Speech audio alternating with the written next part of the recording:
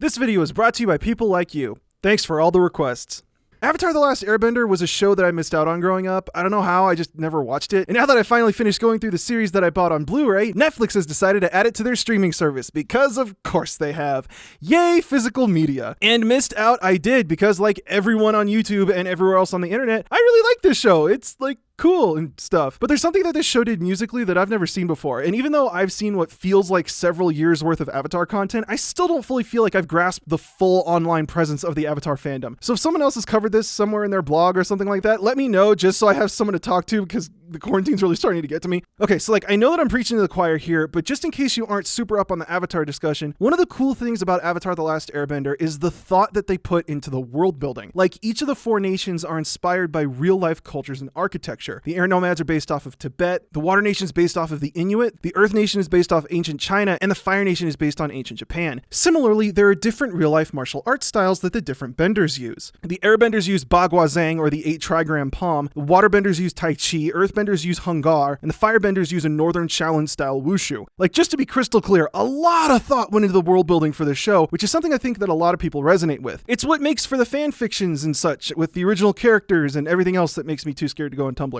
So when it comes to the four nations and their people, you expect to see some similar patterns in their musical themes. Like, you're going to expect that these different cultures are going to have their own genres of music and their own unique musical instruments based off real life analogs, and then they're going to end up having some kind of system where you're going to be able to tell where certain characters came from based off of the instrumentation of their theme, and yeah, none of that happens. Like, okay, I'm being a little unfair here. There are some themes and leitmotifs for some nations, like the Fire Nation does get their own leitmotif. And while the Earth Nation doesn't have their own theme, I don't think there is this little gesture for Ba Sing Se. And while I don't think that the Southern Water Tribe has their own leitmotif, there is one for the Northern Water Tribe, I think, unless I suck at my job and I miss something.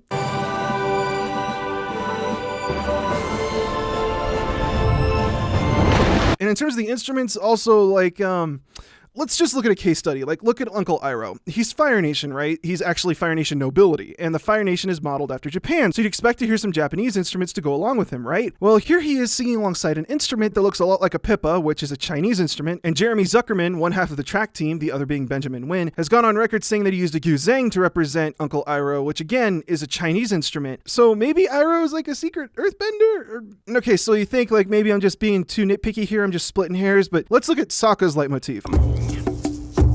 Now, men, it's important that you show no fear when you face a firebender. Maybe that's a water drum, which is a traditional instrument used in Native American music, so maybe that's a real-life connotation to like the Inuit First Nations that the water tribes are based off of, except that I don't really think that's the case. It could be a water drum, it might be. Okay, well, let's look at the leitmotif for the Blue Spirit.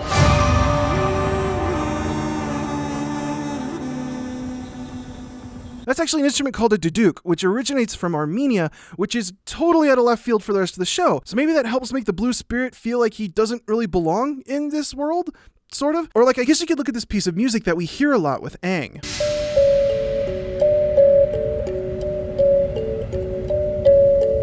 That's actually a kalimba, or an mbira, or a marimba, or a thumb piano, depending on who you're talking to, which is an instrument that comes from sub-Saharan Africa. So maybe that, like... yeah, you know what? I actually don't know. Okay, so Avatar: The Last Airbender has a lot of thought put into the world building, but I'm going to let you know a little secret here, okay?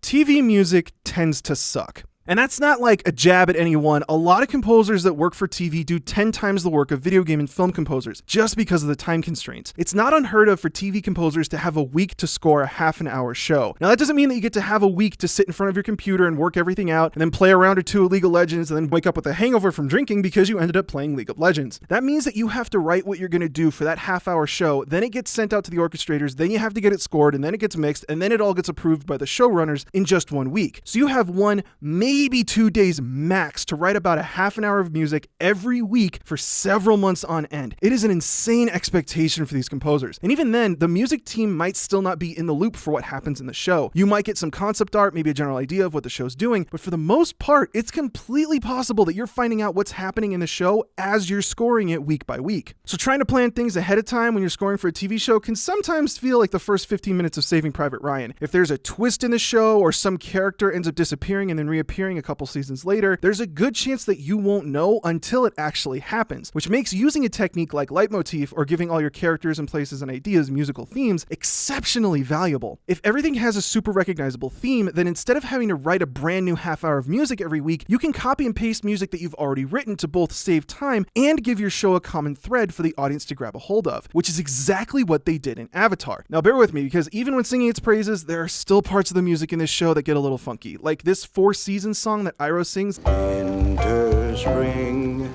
summer, and fall. Ends up becoming Sokka and Yue's love theme. So, I'm still hoping we can see more of each other. Do an activity, you mean?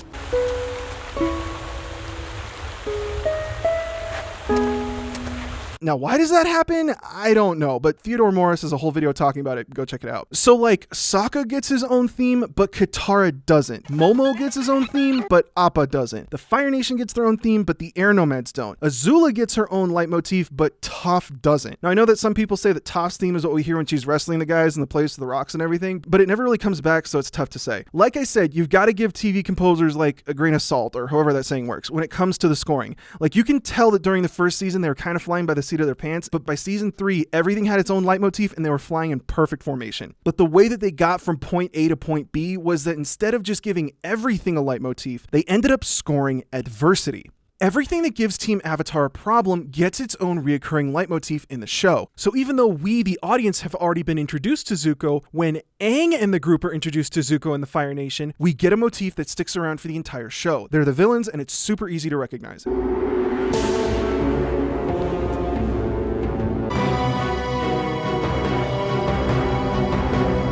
The Avatar's on.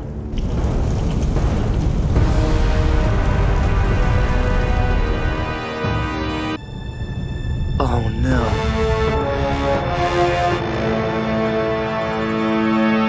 When Aang is confronted by the Blue Spirit, he gets his own leitmotif.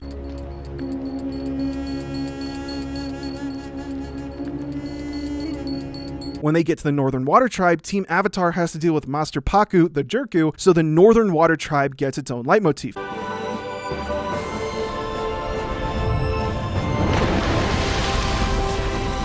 Arguably, Sokka and Yue wanting to be together is another problem that the team has to wrestle with up until she gets turned into a fish, because this show is wild. When they go to Ba Sing Se, the city gets its own theme because the problem is that they're having to deal with the city's ignorance.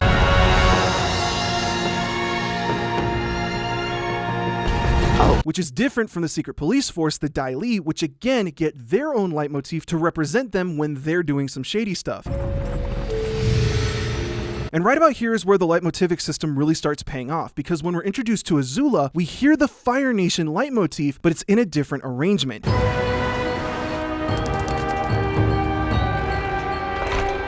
And immediately following that big statement of the Fire Nation leitmotif, we're accompanied by this metallic gamelan percussion that becomes Azula's leitmotif for the rest of the show.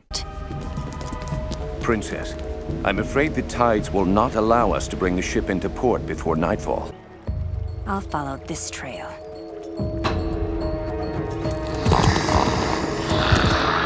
We are the Earth King's humble servants. And I can't quite figure out what it is. I think it's a Bonang, but it could also be a Gender, a Peking, a Sauron, or a Slintham. And I'm not super strong in the gamelan world, and I couldn't find any distinct answer from the track team. And I'm trying to pronounce these instruments as good as I can without sounding like a Dr. Seuss book. I'm really sorry, it's just not my area of expertise. So the real advantage of having this arsenal of leitmotifs is that it actually helps the audience parse all that information that the show expects you to keep track of over a long period of time. Remember, this is a show designed for kids to watch once a week. You want to do everything in your power to help them remember and keep track of the story that you're trying to tell. Have you ever tried to get a 13-year-old hyped up on sugar in Minecraft to try and focus on anything? I'd rather try and get a greased up ferret in a kennel. Don't ask how I know that that's a difficult task, just run with it. So check out this moment at the end of season 2 when Iroh asks the team for help. When Toph talks about Iroh being a friend, we get this little flute leitmotif. I met him in the woods once and knocked him down. Then he gave me tea and some very good advice. This is one of the many leitmotifs for Uncle Iroh. He tends to get this little flute line or something from a Guzang. Finest tea in Ba Sing Se. Oh, jasmine, please. Immediately following that, though, when they mention Azula being in Ba Sing Se, we hear the Fire Nation leitmotif. Ba Sing Se. She must have Katara. She has captured my nephew as well. But at the beginning of that Fire Nation leitmotif, we hear a single strike of that metallic gamelan percussion instrument that's used for Azula's leitmotif, followed by that Fire Nation leitmotif. Princess Azula is here in Ba Sing Se. It isn't just Azula, it's Azula representing the Fire Nation who snuck into Ba Sing Se. Then when Aang tells Sokka that all of Ba Sing Se could be in trouble, we hear the main theme for the show. It's their call to action. This is the main cast being the heroes of the show. Katara's in trouble. All of Ba Sing Se is in trouble. Working together is our best chance. Then, just to top this all off, when Iroh shows them the captive Dai Li agent, we get the leitmotif for the Dai Li. All these musical associations help the audience keep track of everything that's happening and why it's important. Why is Azula a threat? Because she represents the Fire Nation leitmotif. Who's this guy that Iroh captured? Oh right, he's Dai Li, they're the secret police, that's the Dai Li leitmotif. And when you really start paying attention, the music starts adding to the show. Like right here, Katara's just supposed to be wandering around Ba Sing Se. What do you say, Momo? But that Guzheng music we hear is frequently associated with Uncle Iroh doing something like relaxing or tea related. This is what I've been missing. Sure enough, a few seconds later, we could see that she's bumped into Iroh and Zuko at their tea shop. By knowing that Iroh and Zuko have a tea shop somewhere in Ba Sing Se, and knowing that Katara is wandering around the upper level, and then hearing the leitmotif for Iroh and his tea, you're given all the information for what's going to happen before it actually happens, which makes the whole scene that much more tense. It's that Alfred Hitchcock show the audience that there's a bomb under the table thing. And you can see this whole system pay off again in scenes like this right here, when Zuko's discovering that he'd be really great at hosting a YouTube drama channel because he can't tell jokes and isn't funny. The punchline is, leave me alone. I'm bushed. But as he's handing out the tea to the team, just like Iroh might do, listen to what we hear. No one can make tea like Uncle, but hopefully I learned a thing or two. He's channeling Uncle Iroh, and we can feel it in the music. Now, this is by no means a comprehensive list of all the leitmotifs in the show or all of the best scenes that have all of the leitmotifs in them. I'm sure that everyone has their favorite scene with their favorite little musical gesture, but now's as good a time as any to talk about everyone's favorite character, Zuko. Oh my god, people love Zuko. I haven't seen fans this rabid since I talked about hating La La Land on Twitter, so I'm going to start stepping really carefully in terms of how I characterize him. So to quickly recap, back in the beginning of this show, when Zuko has to have his real first moment as the villain, we hear this. And for the entire first season, this is what we get. That is Zuko's theme.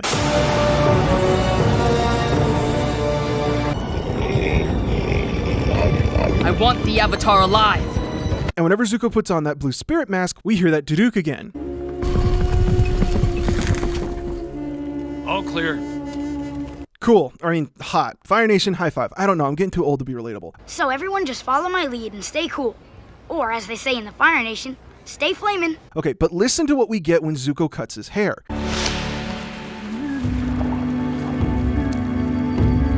As the story unfolds and Zuko separates from the Fire Nation, there's a divergence of themes. We hear Zuko's old theme for the first season used to just represent the Fire Nation. And as we watch Zuko grow and develop, that duduk comes back to symbolize Zuko's independence from the Fire Nation. You did the right thing, nephew. He isn't an agent of the Fire Nation like his sister, he's become his own person, demonstrated by that rebellious Blue Spirit theme. Okay, so these two pieces of music, the Fire Nation leitmotif and the Blue Spirit leitmotif, represent the conflicting voices in Zuko's head. Being a descendant of both Avatar Roku and Fire Lord Sozin, Zuko is told that he basically has to pick which path he's going to commit to. Fire Lord Sozin, represented by the Fire Nation leitmotif, or Avatar Roku, represented by that Blue Spirit duduk leitmotif. Except that fans of the show will know that this isn't actually a duduk, it's a zungi horn.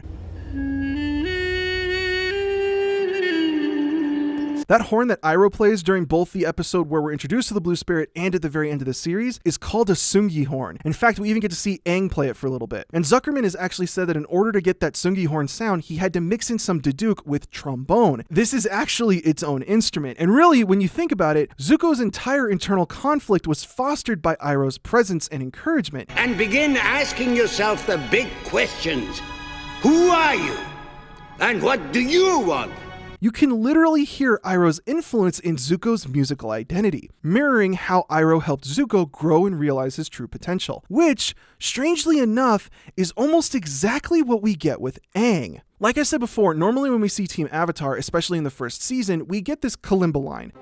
You, me, and Appa. We're all that's left of this place. While I was going through the show, this was the point where it more or less felt like it was an after-school special, like Sonic was going to jump up on the screen and give me my daily lesson or something like that. Very clever. No offense, but I hope this has taught everyone a lesson about not relying too much on fortune-telling. In reality, this is the theme that symbolizes Aang's connection to his friends. Sure. When you get down to it, Aang is just a carefree kid who wants to hang out with his friends and have fun. Literally, the first words we hear out of Aang is him asking if Katara wants to play with him. Will you go penguin sledding with me? Sure. This is contrasted to the Avatar theme, a piece of music that solidifies by the end of the series that we hear whenever Aang goes into the Avatar state, or whenever he does something spiritual, or just generally Avatar related.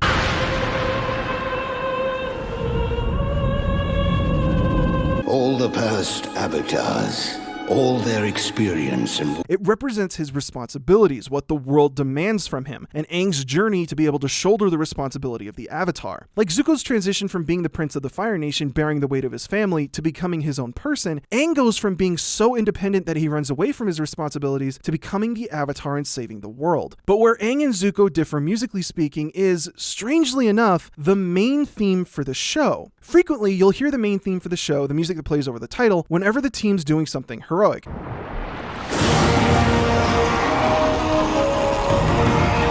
Now, at first I thought, like, yeah, it's a kid's show. You always got to do that. In fact, if you want to get into the debate about whether or not this is technically an anime, it's a really common trope in anime to play the main theme whenever the hero's about to do something cool.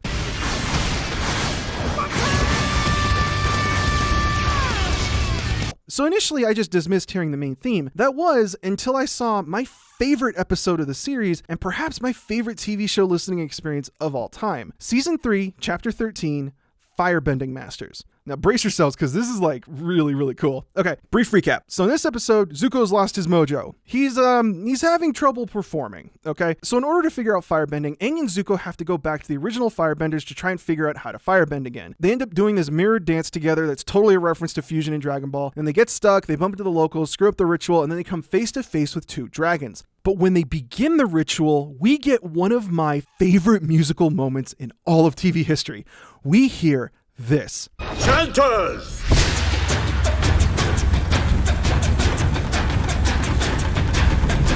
Now, in case you're one of the peons who always clicks the next episode button because you have no patience, for shame, because this is the music that plays during the end credits of the show. And in this moment, where Aang and Zuko are performing this mirrored dance together, we have the completion of a perfectly balanced musical system. Aang's internal wants, his want to just be a kid and have friends, represented by the Kalimba theme, is reflected in how the Fire Nation leitmotif represents Zuko, and how he just wants to be accepted by his father. Aang's wants are entirely internal. He just wants to be himself, while Zuko's wants are all external. He wants that validation from his father. Both of these wants are represented by their own leitmotifs. But these wants are entirely contrasted by the needs of these characters on each of their journeys. While Aang just wants to be a kid, he needs to be the Avatar, which we hear represented in the Avatar theme. His internal want to just be himself is countered by an external pressure and necessity to save the world and fulfill his role as the Avatar. Compare that to Zuko, who has this external pressure and want to seek his father's validation, but eventually learns that what he needed to do was look within himself and figure out who he really was all along, which we see represented in the Blue Spirit Sungihorn theme. Aang moving from an internal want represented by the Kalimba theme to an external need represented by the Avatar theme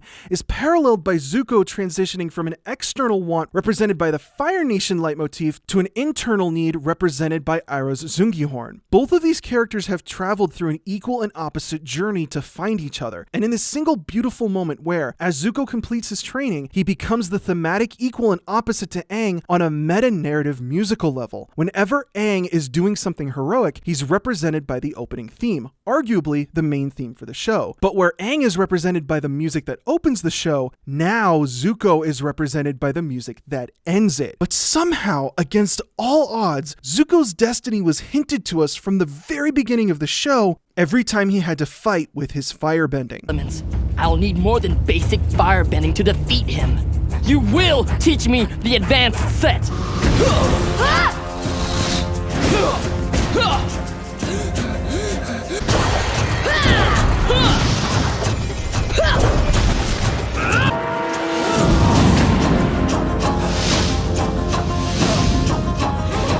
Chanters! Brothers!